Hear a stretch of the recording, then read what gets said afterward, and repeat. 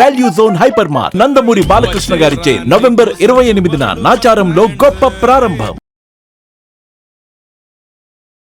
చెప్పమ్మా సందీప్, ఈమెని ఆ అమ్మాయిని నా లవ్ చేశాను మేడం. ఎవరు అసలు ఆ అమ్మాయి? ఎట్లా పరిచయం నీకు? నా కాలేజీలో పరిచయం మేడం. మీ క్లాస్మేటా? నా జూనియర్ మేడం, నాకు 2 years బ్యాక్ జూనియర్ ఎన్ని అన్నమాట. సంవత్సరాల నుంచి పరిచయం అంటే బీటెక్ లో ఉన్నప్పుడే పరిచయం. ఓకే. బీటెక్ లో ఉన్నప్పుడు లవ్ చేసుకున్నాం మేడం. అంటే పెళ్లి చేసుకుందాం అనుకుంటున్నాను మేడం. బీటెక్ లోనే? బీటెక్ లోనే. ఓకే. వాళ్ళ పేరెంట్స్ ఒప్పుకోవట్లేదు మేడం. ఓకే. ఈ విషయం వాళ్ళ నాన్నగారికి తెలిసింది మేడం. తెలిస్తే వాళ్ళ ఇంట్లో మా ఇంట్లో బెదిరించారు మేడం. మీదే ఊరు? మాది విజయవాడ మేడం. అమ్మాయిది? నీదమ్మా? మహబూబ్ నగర్ మేడం. మహబూబ్ నగర్. ఓకే. అసలు సమస్య ఏంటి? అంటే వాళ్ళ ఇంట్లో ఒప్పుకోవట్లేదు మేడం. మీ ఇద్దరం కలిసి బతుకుదాం, చచ్చిపోతాం అవసరమైతే. ఇంకా చచ్చిపోవటమే ఫైనల్ గా? ఒప్పుకోపోతే చచ్చిపోతాం మేడం. నువ్వేమంటావు తల్లి? నేను అదే అంటాను మేడం. మా నాన్నగారికి మేము తెలిసిన తర్వాత ఎంత చెప్పినా ఎంత ఒప్పించినా కానీ అసలు వినడం లేదు. నన్ను బెదిరించడం కానీ, లేదంటే తినని బెదిరించి వీళ్ళ అమ్మ నాన్నని బెదిరించి కొట్టడం, ఇతను ఒకసారి కొట్టారు కూడా. సో ఎంత ప్రయత్నించినా కానీ ఒప్పుకోవడం లేదు. సో మాకు ఇంకా ఏం ఆప్షన్ లేదు. అది ఒక్కటి ఆప్షన్. నేను ఒక్కతే అమ్మాయి మేడం. మీ నాన్నగారు ఏం చేస్తారు? మా నాన్నగారు బిజినెస్ మ్యాన్. మీ నాన్నగారు? మేడం తో మాట్లాడు ఒకసారి. మేడం నమస్తే మేడం. నమస్తే అమ్మా. పెద్దలు ఎందుకు ఒప్పుకోవట్లేదు? మా ఫాదర్ యాక్చువల్లీ బిజినెస్ మ్యాన్ అండి. నేను ఒక్కతే అమ్మాయి. చిన్నప్పటి నుంచి చాలా ముద్దుగా ఏ లోటు లేకుండా చూసుకున్నారు.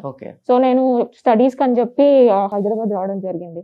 సో ఇక్కడ బీటెక్ లో చదువుతున్నప్పుడు ఈ అబ్బాయి పరిచయం అయ్యాడు. ఒక 2 years నుంచి బాగా కేరింగ్ గానీ బాండింగ్ బాగా ఇదై నేను ఇంకా ఈ అబ్బాయిని పెళ్లి చేసుకుందామని అనుకుంటున్నాను. అది మా నాన్నగారితో చెప్పాను. బట్ మా నాన్నగారు అస్సలు మమ్మల్ని మీతో పాటు బీటెక్ చేశారు కానీ ఉద్యోగం లేదు. ప్రయత్నిస్తున్నాడు. అంటే ఎంతకాలం అయింది బీటెక్ కంప్లీట్ అయ్యి? చదువుతున్నారా? అయిపోయింది. 2 years అయిపోయింది మేడం. కంప్లీట్ అయ్యి 2 years అవుతుంది. మీరు ఇంకా చదువుతున్నానండి. ఫోర్త్ ఇయర్ అండి. ఓకే. సో అదే చెప్పాను కానీ వినడం లేదు. చంపేస్తా అంటున్నారు. ఉద్యోగం లేకపోవటం ఒక్కటే సమస్య, ఇంకేమైనా సమస్యలు ఉన్నాయా వారికి? వాళ్ళకి ఉద్యోగం కాకుండా వీళ్ళది పేద ఫ్యామిలీ మేడం. మీ నాన్నగారికి తెలుసా వాళ్ళ ఫ్యామిలీ బ్యాక్గ్రౌండ్ గురించి ఇవన్నీ నువ్వు చెప్పావా? మాట్లాడారా ఆయన? మాట్లాడారండి. సో అయినా గానీ వెళ్ళి బెదిరించడం గానీ, ఎలా చేసుకుంటావు, కొట్టడం గానీ ఇలా చేశారు మేడం. ఎంత బతిమలాడినా ఎంత రిక్వెస్ట్ చేసినా గానీ ఒప్పుకోవడం లేదు. ఇంకా మాకు చనిపోవడం తప్ప వేరే ఆప్షన్ లేదు మేడం. మీ చనిపోవటం పాడుగాను వచ్చిన కానించి అదే డైలాగ్ చెప్తున్నారు. అంత ఈజీ అయిపోయిందమ్మా మీకు.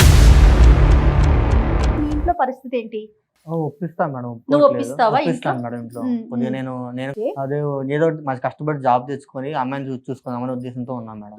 వాళ్ళకి చెప్తే వాళ్ళ పేరెంట్స్ ఒప్పుకోకుండా మా పేరెంట్స్ మీద బెదిరిస్తారు మేడం. ఇంటికి వచ్చి కొట్టి అదంతా బెదిరించడం అవసరం? వాళ్ళు కొట్టి మేమే ఇద్దరం కలిసి చచ్చిపోతాను మేడం. 2 years నుంచి నువ్వేమన్నా ట్రయల్స్ లో ఉన్నావా? జాబ్ కోసం ట్రై అంటే చేస్తున్నా? బ్యాక్లాగ్స్ ఉన్నాయి మేడం. అవి కొద్దిగా క్లియర్ చేసుకున్న తర్వాత చేసుకుందాం అని చెప్పి మేడం. మీ ఇద్దరు పెళ్లి చేసుకుని ఎలా బతుకుతారు? నువ్వు తన్నెలా పోషిస్తావు? రేపొద్దున అంటే మీ ఇద్దరేనా? రేపు మూడో వాళ్ళు వస్తారు మీ జీవితంలోకి. ఎలా పోషిస్తావు నువ్వు? ఏదో పని చేసుకుంటా మేడం. అంటే ఇది సినిమా కాదు కదా నాన్న. ఏదో ఒక పని చేసేసుకొని తెల్లారిపాటికి నువ్వు కోటేశ్వరుడైపోయి ఉద్యోగం చేసేసుకొని సంపాదించేసేయడానికి ప్రాక్టికల్ గా ఆలోచించండి. అదే ఇబ్బంది పడుతున్నారేమో వాళ్ళ నాన్నగారు. ఇక్కడ మేడం ఒక్కటి, వాళ్ళ తల్లిదండ్రులు ఎందుకు వద్దంటున్నారు అన్నదే ఆలోచించాలి. అవునమ్మా. తల్లిదండ్రులు ఎప్పుడు కూడా వ్యతిరేకిస్తుంటారు, ఆనాటి నుంచి ఈనాటి మటుకు కూడా. ఎందుకు వ్యతిరేకిస్తారంటే వాళ్ళు ప్రేమకి వ్యతిరేకులు కాదు, శత్రువులు కాదు. వాళ్ళు కేవలము వాళ్ళ భవిష్యత్తు, ప్రేమికుల యొక్క భవిష్యత్తు ఎలా ఉంటుంది అని చూడగలుగుతారు వాళ్ళ జీవితానుభవంతో. అమ్మ అసలు నీకు ఎందుకు ఇష్టం? Madam caring madam. మా నాన్న కంటే బాగా చూసుకున్నాడు. ఒకరినొకరిని అర్థం చేసుకోవడంలో కానీ, నాకు ఏ ప్రాబ్లం వచ్చినా కానీ మా నాన్న కంటే ఎక్కువ బాగా చూసుకున్నాడు. సో అది అర్థం చేసుకోవడం నాకు చాలా బాగా నచ్చింది. ప్రేమ చూపించేది నాకు. నా జీవితాంతం కలిసి ఉంటుందా అని చెప్పి పాపం మాట్లాడేది నాతో. అలాంటి వాళ్ళు నాతో లైఫ్ లాంగ్ బాగుంటారని అనుకుంటాం కదా మేడం. మాటలు కాదు కదా మేడం, మాకు పెట్టినా పెట్టపోయినా మాటలు అనేవాళ్ళు మేడం. ఆ మాటలకి ప్రేమించి నాకు కనెక్ట్ అయ్యాయి మేడం కొంచెం బాగా. గౌతమి ఒక పేద పిల్లోడిని ఎంచుకొని ఆయనలోని ఏమీ ఆశించకుండా తన జీవితం ఆ పేదరికంలో ఎలా కొనసాగుతుందో తను అర్థం చేసుకునే వయసు ఉంది, చదువు ఉంది.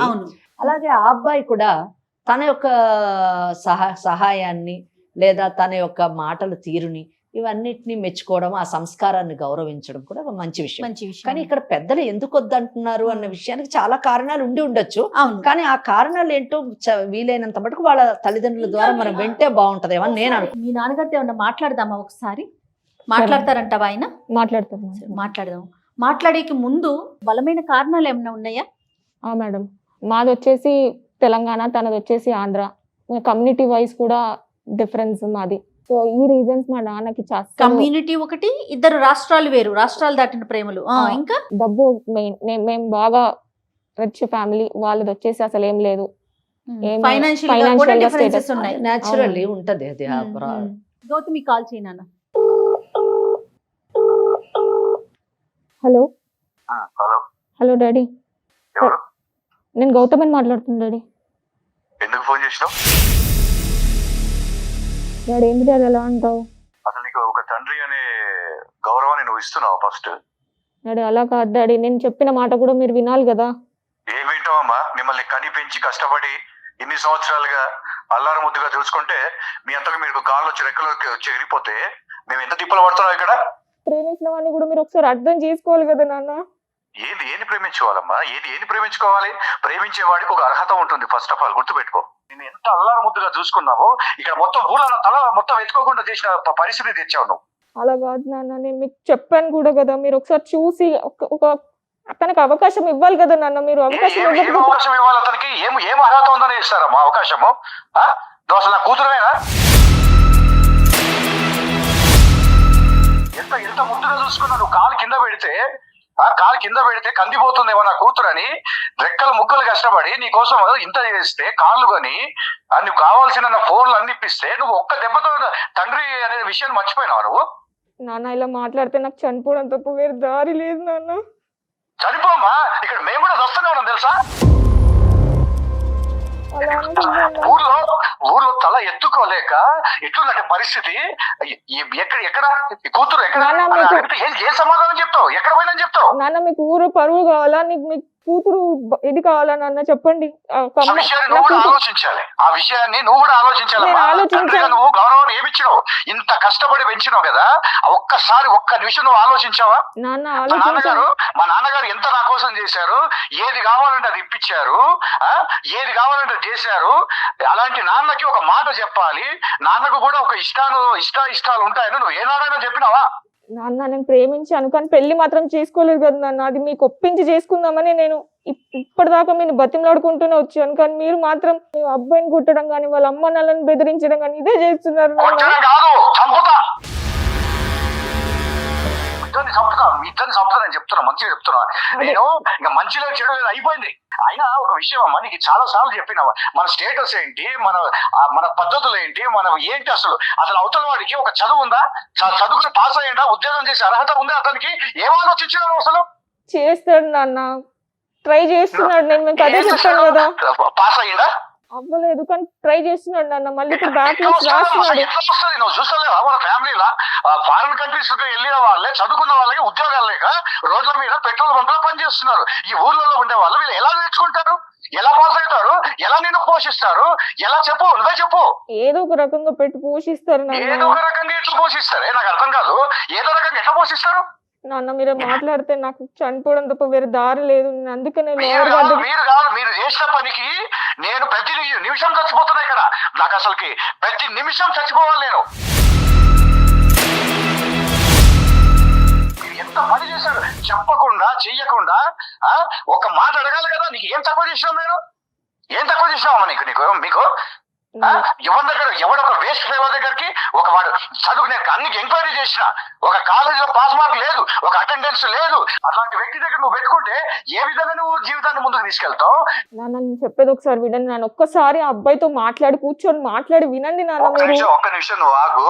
ఇప్పుడు పోనీ మన ప్రాంతం వాళ్ళ, ఎక్కడో పక్క రాష్ట్రం వాళ్ళు, తెలుగు మాట్లాడినా సరే పక్క రాష్ట్రం వాళ్ళు. తర్వాత అసలు మన క్యాస్ట్ గురించి నువ్వు ఆలోచించినావా? మనకు ఒక స్టేటస్ గురించి నువ్వు ఎప్పుడైనా ఆలోచించినావా? నేను నీకు చిన్నప్పుడు చెప్పేమని గుర్తుందా? నేను ఇళ్ళ రికం తెచ్చుకుంటానమ్మా నీకోసం, ఎంత ఖర్చు పెట్టానా సరే నేను అన్నానా లేదా? అవును నాన్న, కరెక్ట్ అన్నారు. మరి ఇప్పుడు నువ్వు అసలు నా కళ్ళ ముందే లేకుండా ఎక్కడికి వెళ్ళిపోతా అంటే ఎన్ని విధాలుగా నా పరుగు తీసినావు. ఊర్లో ఉండే పరిస్థితి లేదు, బయటకు వెళ్ళి కదలడానికి లేదు, కులం వాళ్ళు అడుగుతున్నారు. ఏంది ఇది? నాన్న ఇలా మాట్లాడితే నాకు చనిపోవడం తప్ప వేరే దారి లేదు నాన్న. నేను అందుకనే ప్రేమించినావు కాబట్టి చావు. నేను చస్తా ఇక్కడ ఉన్న వాళ్ళందరం చస్తాం ఇక్కడ. నువ్వు ఒకదానివే కాదు, నీ వల్ల అందరు సమస్యలు అనుభవిస్తున్నారు.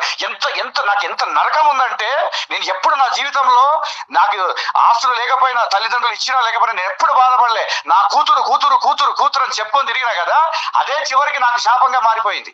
మీరు కూతురు అని అంటున్నారే కానీ మీరు అలా అర్థం చేసుకోవట్లేదు నాన్న. మీరు నేను ప్రేమించానని చెప్పినప్పుడు ఒక్కసారి కూర్చొని మాట్లాడాలి కదా. అవన్నీ కుదరదు, లేదంటే మర్యాదగా నా ఇంటికి వస్తే రా. నేనైతే రాను నాన్న. నేను ఉంటే ఆయనతోటే ఉంటాను, పెళ్ళంటూ చేసుకుంటే అబ్బాయినే చేసుకుంటాను. నేను నాకు అర్థం అయితలేదు, ఎందుకు ఇట్లా మాట్లాడుతున్నావు? పక్కన మాట్లాడిస్తున్నాడా? నాన్న నేను చనిపోతాను నాన్న మీరు ఇట్లా చేస్తే. సావే, నువ్వు సావు, లేదంటే నేనే వచ్చి చంపుతా. ఎక్కడ చెప్పండి. ఆగండి ఒకసారి ఇటు ఇవ్వమన్నా. హలో, నమస్తే అండి. ఎవరండి? నేను జయానండి, సుమన్ టీవీ నుంచి మాట్లాడుతున్నాను, లీగల్ అడ్వైజ్ అనే ప్రోగ్రామ్ నుంచి. పాప అంటే తప్పుగా అనుకోకండి, మీ బాధని మేము అర్థం చేసుకోగలము.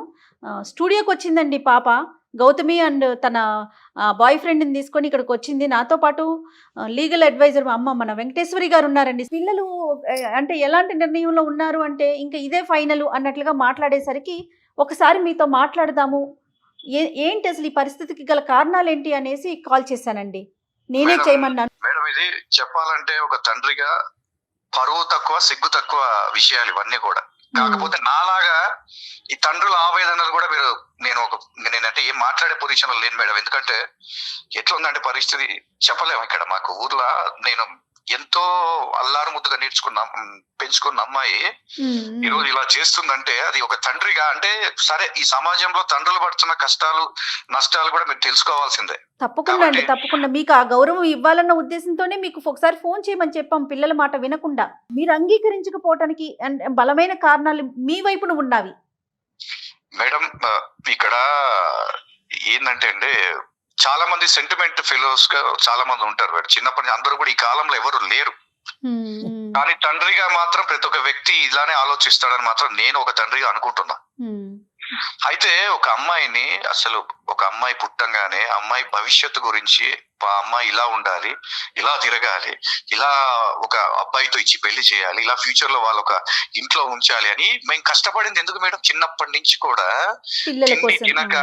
తిండి తినక రెక్కలు ముక్కలు వర్క్ చేసి పిల్లలను డెవలప్ చేస్తే ఎవడో ఒకడు వచ్చి కోన్గిస్కా గొట్టంగాడు వచ్చి అట్లా మాట్లాడకూడదండి. మీరు పెద్దోళ్ళు అయ్యండి, మనం అట్లా మాట్లాడకూడదు కదండి. మేడం, ప్రేమించిన వ్యక్తికైనా ఫస్ట్ ఆఫ్ ఆల్ ఒక అర్హత ఉండాలి మేడం. నేను కనుక్కున్నా, వ్యక్తి గురించి కనుక్కున్నా. అర్హత అంటే మీరు అంగీకరించకపోవడానికి కారణం ఏదన్నా చెప్పండి ఒక్కసారి నాకు. నా కూతుర్ని నేను బాధ్యతగా పెంచి ఎప్పుడో చిన్నప్పటి నుంచి నేను ఆస్తులు ఆ పిల్లకు కూడబెట్టుకుంటూ వస్తున్నా.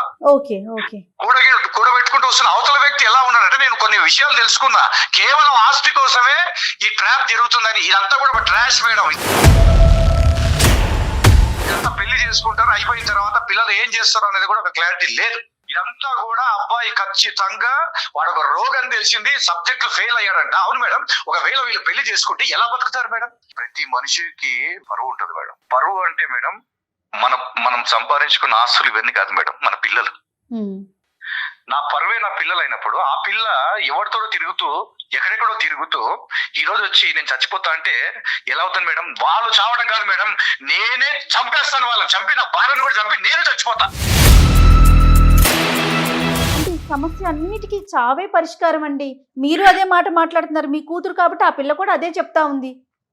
మరి ఏం చేయాలి మేడం? ఇప్పుడు పరువు పోయి, ప్రతిష్ట పోయి, అసలు ఊర్లో నేను నిజంగా మేడం ఒక తండ్రిగా చెప్పాలంటే నా వల్ల బతుకుతున్నామంటే బతుకుతున్నాం మేడం, అంతే. కాదండి, నాతో పాటు అమ్మ అడ్వకేట్ వెంకటేశ్వరి గారు ఉన్నారు. ఒక్కసారి మాట్లాడండి అమ్మతో. హలో హలో నమస్కారం అండి మేడం. నమస్తే అండి. నాకు ఈ కేసు అంతా వింటూ ఉంటే చాలా ఆశ్చర్యంగా, చాలా నవ్వు కూడా వస్తుందండి. సేమ్ మేడం, ఇదే పరిస్థితి ఊర్లో మొత్తం ఇదే ఎదుర్కొంటాం మేడం. ఎట్లా ఉందంటే అది ఒక తండ్రిగా నేను ఇంకా చెప్పుకోలేదు. లేదు నేను అర్థం చేసుకోగలను. ఎందుకంటే మీ పిల్లలు చేసినటువంటి ఈరోజు మీకు తీసుకొచ్చినటువంటి సమస్య మీకు కొత్త. కానీ మాకు అడ్వకేట్గా ఎన్నో కేసులు మేము చూస్తూ ఉంటాము. తల్లిదండ్రుల బాధని మేము అర్థం చేసుకోగలము. అలాగే పిల్లలు ఎదుర్కొనేటటువంటి సమస్యలను కూడా మేము అర్థం చేసుకోగలం. అదే మాట్లాడదాం. మీరు కొంచెం ఓపెన్ మైండ్తోని ప్రశాంతంగా వింటే తప్పకుండా ఈ సమస్యకి సొల్యూషన్ చావు కాదు. మా బిడ్డలు ఈ విధంగా చేస్తే ఆ బాధ ఎలా ఉంటుందో మేము అర్థం చేసుకోగలం. మీరు చెప్పిన ప్రతి సమస్య కూడా నిజంగా మీకు బాధ కలిగించేటటువంటి విషయం. ఈరోజు వాళ్ళు చేసినటువంటి పని మీకు ఊర్లోని మీరు తలెత్తుకోలేకుండా సమాధానం చెప్పలేనటువంటి ఒక భయంకరమైనటువంటి బాధ పరిస్థితిలో మీరు ఉంటారన్నది నేను అర్థం చేసుకోగలను. లేదు మేడం, బాధని కాదు మేడం, చెప్పాలంటే ఎట్లంటే అసలు మాకు మేమిద్దరం భార్యాభర్తల ముందు చచ్చిపోవాలనిపిస్తుంది. కానీ ఫస్ట్ దీనికి అంతటికి ఇలాంటి ఈ సంఘటన అంటే ప్రతి తండ్రి కూడా ప్రతిసారి ఇలా ఎందుకు రియాక్ట్ అవుతుంటారు మేడం అంటే, ఇలా తల్లిదండ్రులు నమ్ముకోవడం పిల్లల్ని తప్ప, అసలు పిల్లల్ని కనడమా తప్ప. కనీసం నా లైఫ్ అయినా వాళ్ళకి మెసేజ్ ఇస్తుందేమో అనేసి చివరిసారిగా నేను ఇలా ఎవరు చేయకూడదని అంత గట్టిగా నిర్ణయం తీసుకున్నాను మేడం. ఎందుకంటే తిండి తినబుద్ధి అవ్వట్లా, అసలు ఒక బయటికి వెళ్ళబుద్ధి అవ్వట్లా. ఎందుకురా ఈ జీవితం, ఈ పిల్లలు ఎందుకురా కన్నాం, ఎందుకురా నాయన అనేసి. ఇక్కడ అదే విషయమే ఈ అమ్మాయి ఒక మాట చెప్పింటే వీళ్ళు చెప్పకుండా వెళ్ళిపోయి ఎక్కడికి వెళ్ళిపోయి ఫోన్ చేస్తే నేను ఇక్కడ ఉన్నానని చెప్తే ఎట్లా మేడం? ఒక తండ్రిగా నాకు బాధ్యత ఉంటుంది. నేను ఇప్పటికీ మేడం తప్పు ఎక్కడ ఉందో ఆలోచిస్తూనే ఉన్నాను. కానీ ఒక మాట నాన్న ఇలా జరిగిందని చెప్పకుండా వెళ్ళిపోయి ఊరు మొత్తం పరువు తీసేసి ఇప్పుడు వచ్చి ఇంత బహిర్గతంగా చేస్తే ఎలా మాట్లాడతాం మేడం? ఇది 100% రాంగ్ అండి. నేను మీతో పూర్తిగా ఏకీభవిస్తున్నాను. ఇప్పుడు ఎందుకు భయపడ్డారు అంటే ఆయన ఒక 3 కారణాలు చెప్పారమ్మా తనతో మాట్లాడినప్పుడు.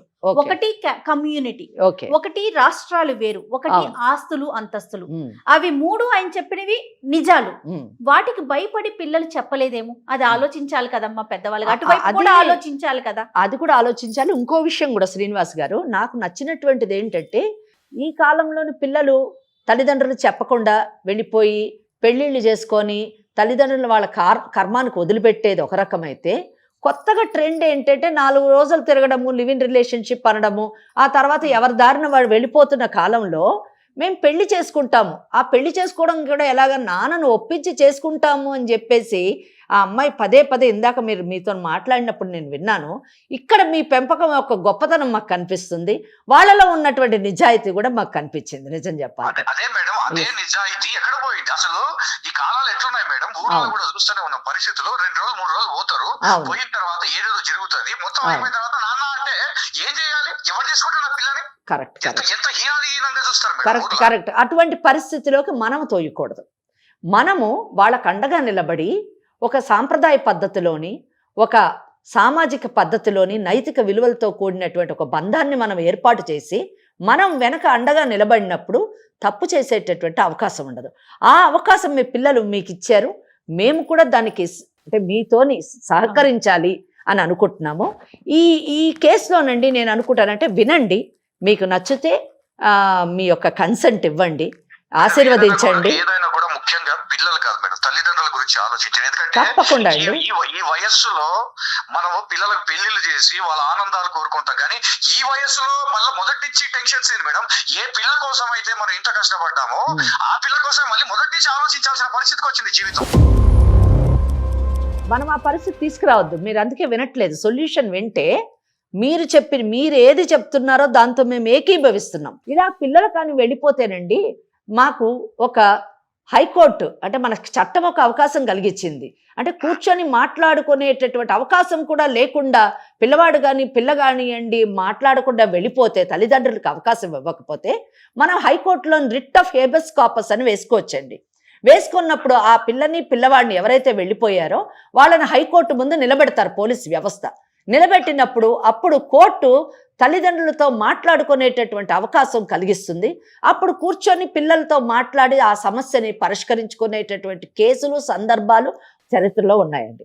అయితే ఇక్కడ ఇక్కడ ఆ అబ్బాయి గనక నిజంగా ఒక ఫ్రాడ్ అనే ఒకటి గనక తేలిందంటే అప్పుడు మీరు ఎలా నిర్ణయాలు తీసుకుంటారు మేడం? అందుకేనండి నిర్ణయం అసలు ఇప్పుడు తీసుకోవట్లేదు. నేను చెప్పేది ఈ కేసులో సొల్యూషన్ ఏంటంటే, మీరు చెప్పినట్టుగా ఆ అబ్బాయికి బ్యాక్లాగ్స్ ఉన్నాయి. అంటే బాధ్యత మనకి ఎక్కువగా కనిపించలేదు. నిజంగానే నేను మీతో ఏకీభవిస్తున్నాను. అది చేయట్లేదు. బీటెక్ అబ్బాయి కంప్లీట్ కాలేదు కనుక ఇది సమయం కాదు, పెళ్లి చేసుకునే సమయం కాదు. ఆ అబ్బాయి ఆర్థికంగా తన నిలదొక్కున్న తర్వాత ఆ అమ్మాయిని పెళ్లి చేసుకుంటే అప్పుడు ఆ అమ్మాయి బాధ్యత ఆర్థిక పరంగా తీసుకునేటటువంటి అవకాశం ఉంది. As far as financial problems are concern, ఇది మనము ఆ అబ్బాయి నిలదొక్కునేంత మటుకు పెళ్లికి అంగీకరించకుండా సమయాన్ని కేటాయిద్దాం. దీంతో ఫైనాన్షియల్ ప్రాబ్లం సాల్వ్ అవుతుంది. ఇంకా నెక్స్ట్ రీజనల్ ప్రాబ్లం, మా అమ్మాయి వెళ్ళిపోతుంది అంటే అది పెద్ద విషయం ఏం కాదు. మీ అమ్మాయి మీరున్నటువంటి ఊర్లోకి ఆ అబ్బాయి వస్తాడు, షిఫ్ట్ అవుతాడు, అక్కడే జాబ్ చేసుకునేటటువంటి పరిస్థితులు మీరు ఏర్పాటు చేయొచ్చు. మీరే అన్నారు కదా, మా అమ్మాయికి నేను అన్ని విధాలా సమకూర్చాను అండి అంటే ఆ అబ్బాయిని పెళ్లి చేసుకున్నప్పుడు ఆ అబ్బాయికి కూడా అవన్నీ లభించినట్టే కదా. కనుక మీకు అల్లుడు కాదు ఒక కొడుకుని తెచ్చుకున్నామని అనుకోండి మీరు. అలాగా ఇటు ఫైనాన్షియల్ ప్రాబ్లం సాల్వ్ అవుతుంది, రీజనల్ ప్రాబ్లం సాల్వ్ అవుతుంది. క్యాస్ట్ విషయంలో మాత్రం మీరు కాంప్రమైజ్ కావాల్సిందే. అయితే ఒక్క విషయం, ఇక్కడ మనము పెద్దవాళ్ళుగా కాస్త కూల్గా ఆలోచించాలి. ఎందుకంటే మీకు ఎలాగా పెద్దలకి లీగల్ రెమెడీ ఉందో అలాగే రేపు పిల్లలకు కూడా రెమెడీ ఉంది. ఎందుకంటే రేపు వాళ్ళిద్దరూ పెళ్లి చేసుకొని మీకు చెప్పకుండా మా ఇద్దరికి ప్రొటెక్షన్ కావాలి, మేమిద్దరం భార్యాభర్తలము అని కోర్టుకు కానీ వాళ్ళు ఆశ్రయిస్తే తప్పకుండా కోర్టు వాళ్ళకి ప్రొటెక్షన్ ఇస్తుంది. ముఖ్యంగా వాళ్ళు పెళ్లి చేసుకునే అవకాశం కూడా ఉంది, ఎందుకంటే బోత్ ఆర్ మేజర్స్. కనుక అక్కడ చట్టపరంగా పెళ్లి చేసుకోవడానికి మేజర్స్ అయితే సరిపోతుంది. సెక్షన్ 5 ఆఫ్ హిందూ మ్యారేజ్ యాక్ట్లో ఉన్న కండిషన్స్ ఫుల్ఫిల్ అయిపోతే పెళ్లి చేసుకోవచ్చు. దానికి క్యాస్ట్ ప్రాబ్లం కానివ్వండి, ఫైనాన్షియల్ ప్రాబ్లమ్స్ కానివ్వండి, లేదా రీజనల్ ప్రాబ్లమ్స్ కానివ్వండి, ఇవన్నీ కండిషన్స్ కాదు మ్యారేజ్కి. అడుగుదాము ఆ అబ్బాయి ఎంత కాలంలో సెటిల్ అవుతాడు, ఫైనాన్షియల్గా ఎంత కాలానికి నిలదొక్కుని తన భార్యని పోషించుకునేటటువంటి పరిస్థితికి ఎప్పట్లోనే అతను రాగలడో కనుక్కొని అప్పుడు మటుకు వీళ్ళిద్దరు పెళ్లి చేయకుండా వాళ్ళిద్దరూ మామూలుగా ఉంటారు. ఆ తర్వాత మీరు నిలబడి పెళ్లి చేస్తే బాగుంటుంది. అంత మటుకు కావాలంటే ఒక agreement, MOU memorandum of understanding కూడా మీరు రాసుకోవచ్చు. ఎందుకంటే ఆ పిల్లోడు కూడా ప్రొటెక్షన్ ఉండాలి. ఈ లోపల మీరు మీ అమ్మాయికి బలవంతంగా వేరే పెళ్లి చేసినా అది కూడా చాలా ప్రాబ్లమాటిక్ అవుతుంది. కాబట్టి ఆ అబ్బాయికి ప్రొటెక్షన్ ముగ్గురు కలిసి, అంటే వాళ్ళ తల్లిదండ్రులు, మీ తల్లిదండ్రులు, ఈ పిల్లలిద్దరూ కలిసి 3 పార్టీలుగా ఒక మెమరాండమ్ ఆఫ్ అండర్స్టాండింగ్ చేసుకొని ఆ కండిషన్స్ ప్రకారం వెయిట్ చేయండి. అందులో ఏ కండిషన్ తప్పినా కానీ కోర్టుకు వెళ్ళేటటువంటి అవకాశం ఉంది అని రాసుకుంటే బాగుంటుందని నేను అనుకుంటున్నాను. ఈ దిశలో ఆలోచించండి. మరి ఏమంటారు మీరు?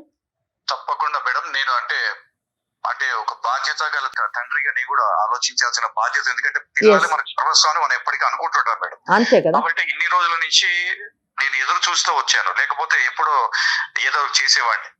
కాకపోతే ఇప్పుడు ఏంటంటే మేడం, మీరు చెప్పినది అది బాగానే ఉంది. నేను కూడా మీరు అన్నట్టుగానే మీ అండర్ కవర్ లోనే ఒకసారి కలిసి మాట్లాడుకొని మనము ఆ అబ్బాయి ఇప్పుడు ఉన్నది ఏంటంటే అండి, ఆ బీటెక్ బ్యాక్లాగ్స్ క్లియర్ చేయాలి, జాబ్ సంపాదించుకోవాలి. ఇదంతా ఎంత టైంలో చేయగలుగుతాడు? అదే మేడం, నేను ఫస్ట్ నుంచి అసలు ఒకసారి ఒక పనికిమాల పని చేసేటప్పుడు ఒకసారి ఆలోచించుకోవాలి. ఏది లేకుండా వెళ్ళిపోయి అసలు ఏంటి, ఒక మనిషి అందంగా ఉంటే వెళ్ళి ప్రేమించేయడం మేడం, ఇదే సమాజమా ఇది? అదే అందుకనే ఇప్పుడు ఈ విధంగా మనం పరిష్కరిద్దామండి. మీరు తప్పకుండా మీరు నాకు ఫోన్ చేయడం అనేది చాలా సంతోషకరమైన విషయం. నేను దేనికైనా రెడీగానే ఉన్నాను మేడం. కాకపోతే ఎవరికి వాళ్ళ నిర్ణయాలు తీసుకోండి, ఇక మేమెందుకు పెడతాం? లేదులేండి, పిల్లలు కదా. ఏమమ్మా నువ్వేం చెప్తే ఇప్పుడు మేడం చెప్పిన దానికి మీ నాన్నగారు ఒప్పుకుంటున్నారు. ఏమండి శ్రీనివాస్ గారు, అంతే కదా? మేడం నేనైతే మీరు చెప్పినట్టు వింటున్నాను మేడం. నేను ఖచ్చితంగా అబ్బాయి నిలబడతాడు అనుకున్నట్టు ముందుకు వెళ్ళి ఒక ఆర్థిక సంపాదన పరంగా నిలబడతాడని ఒక నమ్మకం కలిగితే మాత్రం నేను ఒకసారి ఆలోచిస్తాను మేడం. ఏమన్నా నువ్వేమంటావు? నేను ఒప్పుకుంటాను మేడం. కానీ ఈ అబ్బాయి సెటిల్ అయ్యేంత వరకు ఈ అబ్బాయి జోలికి గానీ వాళ్ళ పేరెంట్స్ జోలికి గానీ వెళ్ళను అని మీరు మా ఈ ముందర మీరు మా నాన్నగారితో ఒప్పిస్తే మాత్రం నేను ఉంటాను. ఎందుకంటే మా నాన్న విషయం నాకు తెలుసు. సందీప్ నువ్వేమంటావమ్మా? సార్ కూర్చొని మాట సరిపోతుంది, మా పేరెంట్స్ వాళ్ళ పేరెంట్స్. నువ్వు బ్యాక్లాగ్స్ ఎప్పుడు క్లియర్ చేస్తావు, నువ్వు జాబ్ ఎప్పుడు సంపాదించుకుంటావు, ఆర్థికంగా నువ్వు నిలదొక్కుకోవడానికి మాకు ఎంత టైం కావాలో చెప్పు. మేము వాళ్ళ ఫాదర్తో మాట్లాడతాము. ఈ అమ్మాయిని అంత మటుకు వాళ్ళ తండ్రితో ఉంటుంది అమ్మాయి. అది మాకు కావాల్సి. నీకు ఎంత టైం కావాలి? నాకు ఒక 3 years కావాలి మేడం. ఇదండి శ్రీనివాస్ గారు, ఒక 3 సంవత్సరాల టైం అడుగుతున్నాడండి సందీప్. మేడం ఒక ప్రశ్న, ఇప్పుడు ఈ 3 సంవత్సరాల పాటు మా అమ్మాయి మా ఇంట్లోనే ఉండాలండి. 3 సంవత్సరాల పాటు కాదండి, ఈ క్షణమే మీ ఇంటికి పంపుతాం. ఈ క్షణమే. మీరు పెద్దవాళ్ళు చెప్తున్నారు కాబట్టి నేను కూడా ఆలోచించి నిర్ణయం తీసుకుంటాను మేడం. మీరు చెప్పినట్టే నేను చేస్తాను. తప్పకుండా. 3 years అతను టైం అడుగుతున్నాడు కదా, అతను బ్యాక్లాగ్స్ గానీ అసలు ఎలా నిలబడతాడు అనేది అది అబ్జర్వేషన్ జరుగుతూ నాకు ఒక రిపోర్ట్ అనేది ఎప్పటికప్పుడు కావాలి మేడం. తప్పకుండా ఉంటాను. ఆ తర్వాత నేను మీరు అన్నట్టే పాజిటివ్ గా కనుక నాకు అనిపించి అబ్బాయి అనుకున్న విధంగా ప్రయత్నం చేయగలిగితే మాత్రం నేను తండ్రిగా తీసుకోవాల్సిన నిర్ణయాలు నేను తీసుకొని పాజిటివ్ గానే తీసుకుంటానని మాటిస్తున్నాను. అది పాప ఒకసారి మాట్లాడుతుందంట, ఒక్క నిమిషం అండి. నాన్న చెప్పమ్మా. సారీ నాన్న. సరే మరి నేను ఏంటంటే ఆ మాట నేనేం మాట్లాడలే పొజిషన్ లేదమ్మా, ఎందుకంటే పెద్దలు మాట్లాడారు, అన్నీ అయిపోయినాయి. వాళ్ళు చెప్పిన నిర్ణయాల ప్రకారం నేనైతే వాళ్ళ మాటని వినాలనుకుంటున్నాను. నువ్వు తండ్రి మాట నిలబెడతావా, ఏది మంచి ఏది చెడు అని నాకంటే గొప్పగా చెప్పేవాళ్ళు అక్కడ ఉన్నారు కాబట్టి నువ్వు ఆలోచించుకొని నిర్ణయాలు తీసుకొని వస్తే నాకు అనుకున్నట్టుగా అతను మారినట్లయితే నేను నా అభిప్రాయాలు నేను చేయాల్సినవి నేను చేస్తాను. సరే నాన్న, ఇంటికి వస్తాను నాన్న. సరే, చాలా సంతోషం శ్రీనివాస్ గారు. Okay madam. నమస్తే అండి. శ్రీనివాస్ గారు పెళ్లికి పిలవాలి మమ్మల్ని. చూద్దాం మేడం, మనం ఫస్ట్ ఆఫ్ ఆల్ అనుకున్నట్లు జరిగితే దాని ప్రకారం తప్పకుండా మీరు పాజిటివ్ గా ఉండండి. ఆ అబ్బాయికి కూడా మేము చెప్తాము, కౌన్సిలింగ్ చేస్తాము. తప్పకుండా మేడం. రైట్ అండి. నమస్తే. ఓకేనమ్మా, నమస్తే. సుమన్ టీవీలో మీ పర్సనల్ అండ్ బిజినెస్ ప్రమోషన్స్ కోసం కింది నెంబర్కి కాంటాక్ట్ చేయండి.